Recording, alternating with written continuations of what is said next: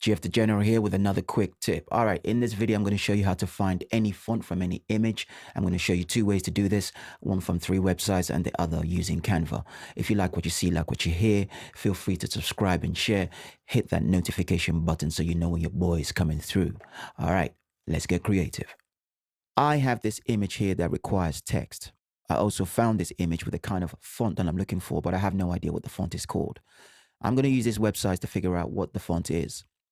Now, I've got myfont.com, Font Squirrel, and what font is. Starting with myfont.com, all I have to do is simply tap on what the font, tap on that. I'm going to grab my image and put it into their software. And I'm going to hit identify font. What my font does is that it wraps itself around the text. I'm going to hit identify font, and slowly it gives me everything that I'm looking for that either resembles the font or at least it's the actual font.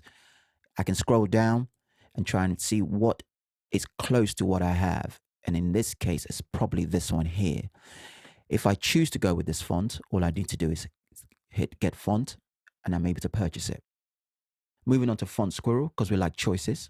All you have to do is hit font identifier, grab your image, drop it in there.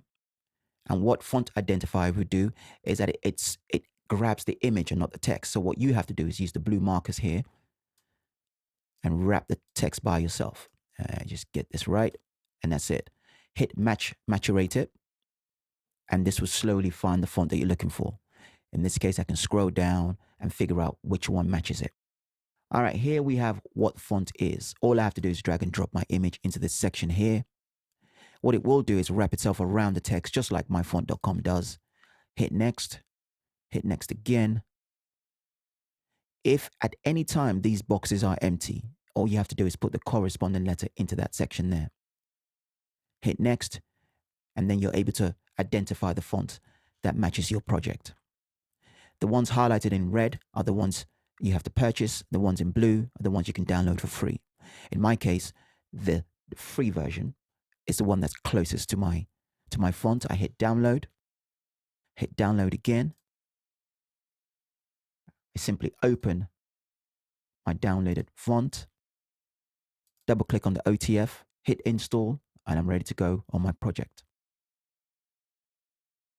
Canva is another great website you can use to identify fonts. If you have a Canva account, open up a page, drag and drop the image into that section. If you don't have a Canva account, you can open one. It's free of charge.